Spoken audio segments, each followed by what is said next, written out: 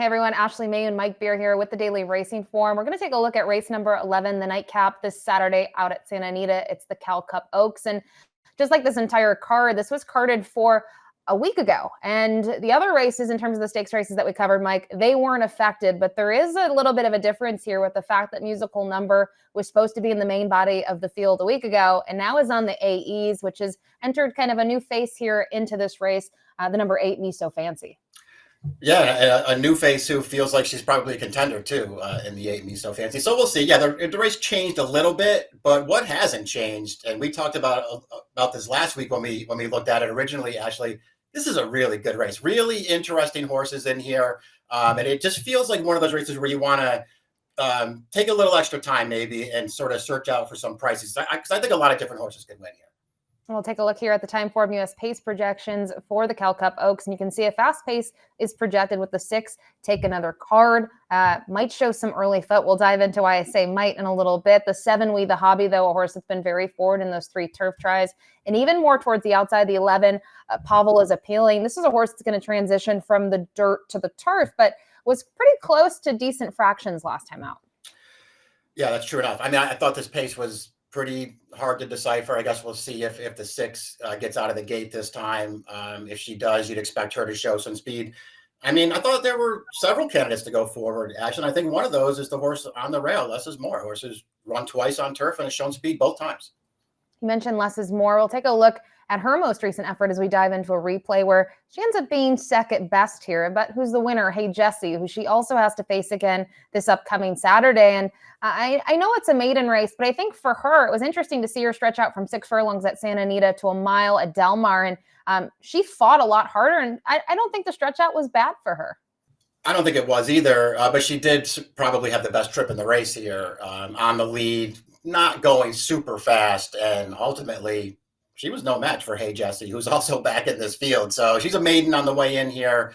She's got some potential speed to her outside to make this pace a little bit faster. I thought there was a lot working against her. The number 2, Tequila Therapy, will jump to her most recent performance, which was in the Soviet Problems. And I know it's a dirt race, but it's at the mile distance. We're looking at a mile here on the turf, a little bit of a different ball game, especially with the change in configuration. But a pretty important race when we go back to it, because you look at the top 6 in here, they all are participating now in the Cal Cup Oaks. And I think when you look at Tequila Therapy, she has the lead late. She surrenders it, but I don't really want to take anything away from her. I actually still think she ran pretty well.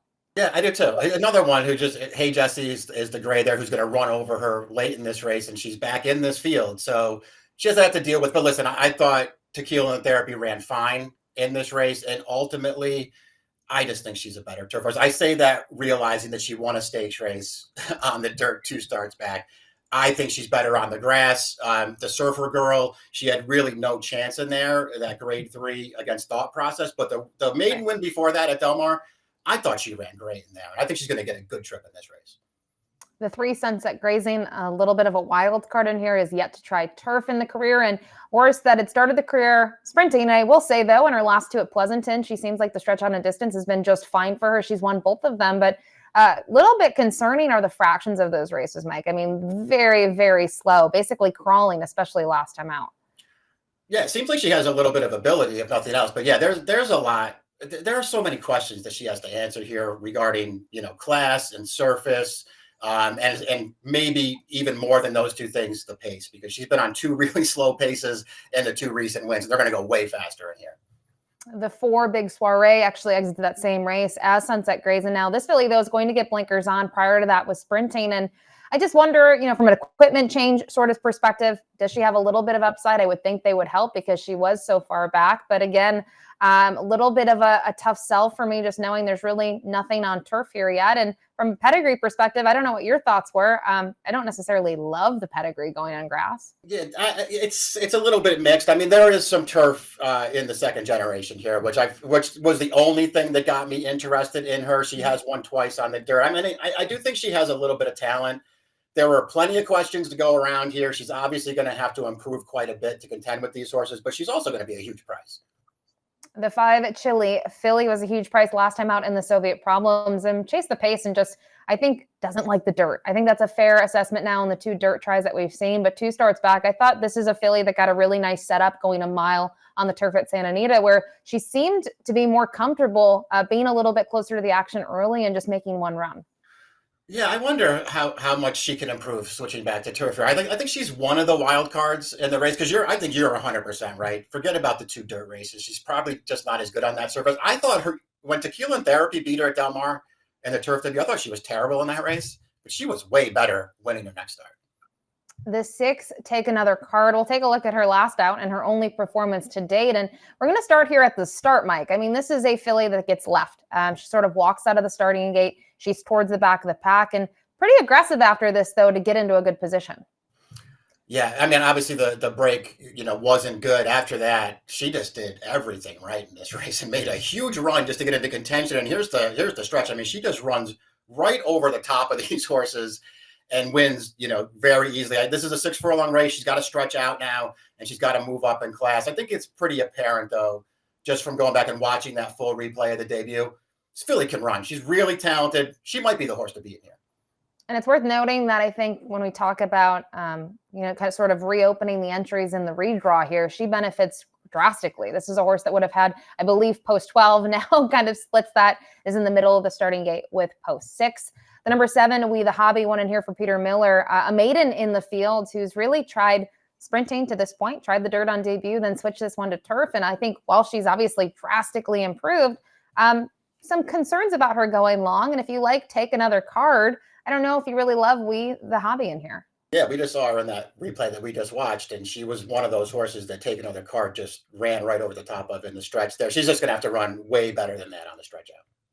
The 8, Me So Fancy. She's, I guess, the new face in this field as she draws in because of the timing of this race. Obviously, we're going to look at her most recent effort. That's back on January 4th. So she's coming in here off of just 2 weeks of rest where she wouldn't have run had this race been a week ago. But I think to date, she's really done nothing wrong. And you have to think she's going to benefit from added ground.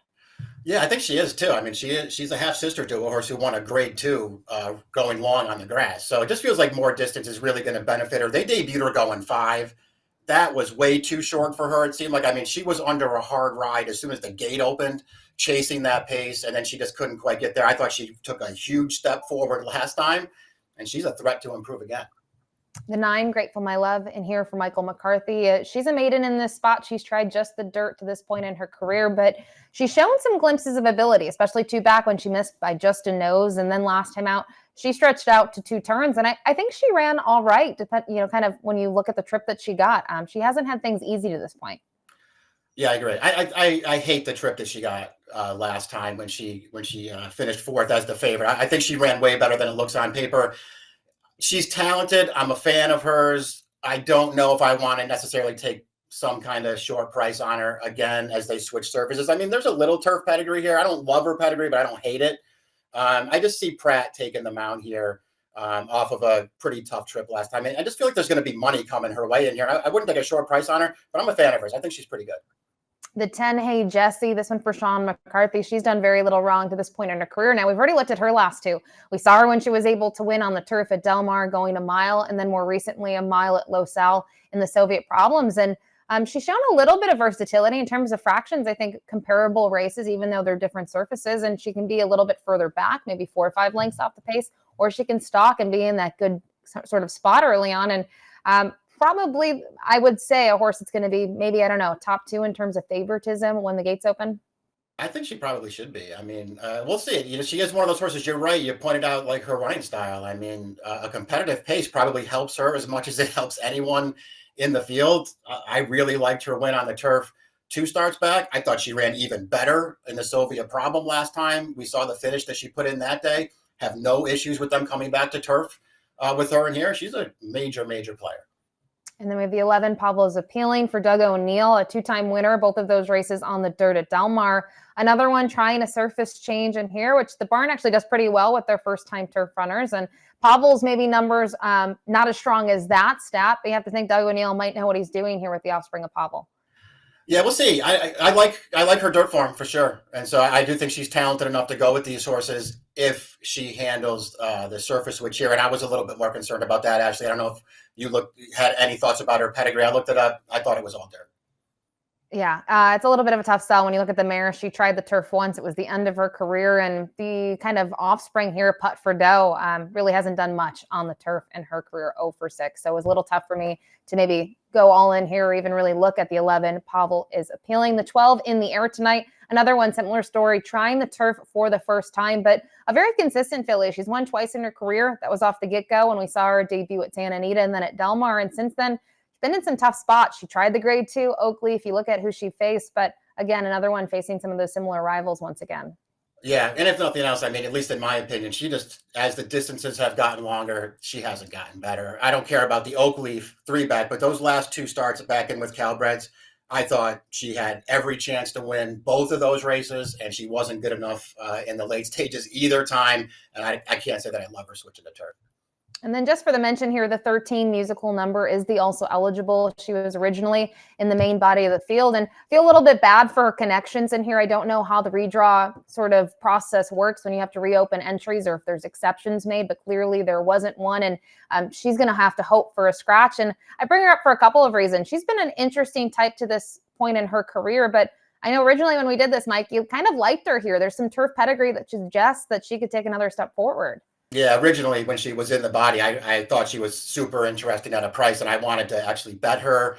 It'll be different if even if she draws into this field from the far outside, actually. But I'll just say that I don't want to go on and on about it because she's probably not in the field. But if she gets in, I'm using her somewhere. All right, good to know their musical number. Maybe a horse to consider if she draws in. So a full field here of 12 for the Cal Cup Oaks as we look at our top picks here. A really great betting race. We keep on saying that, but this is a really interesting race when you sort of look at the pedigrees, look at horses switching surfaces, all of that. And you're going to go with a horse that you didn't necessarily love her Sylvia Problems. It was a good performance, but maybe has some upside returning to the turf, and that's the 2 Tequila Therapy. I just think she's better on the turf. I think she's going to get a good trip in this race. She's probably going to get overlooked a little bit in the wagering too. I liked all those things about her. I'm going to take a shot with her. 6 and the 10, to me, they are the 2 horses to beat. Yeah, very similar thought process here. Use the 6, 10, and 8 somewhere. I'll use the 10 on top. Hey, Jesse, I just think looking at those last 2, has the versatility, has been able to take the turf before, so don't mind the surface switch once again. But very curious to kind of keep my eyes on the number 6, Take Another Card. Obviously had a ton of trouble in that 6 furlong debut, but who knows what could be there, especially if she breaks well on the stretch out. So 2, 6, 10, 8 for Mike. It's 10, 6, 8, 12 for me. It's the nightcap this Saturday at Santa Anita, the Cal Cup Oaks. Good luck.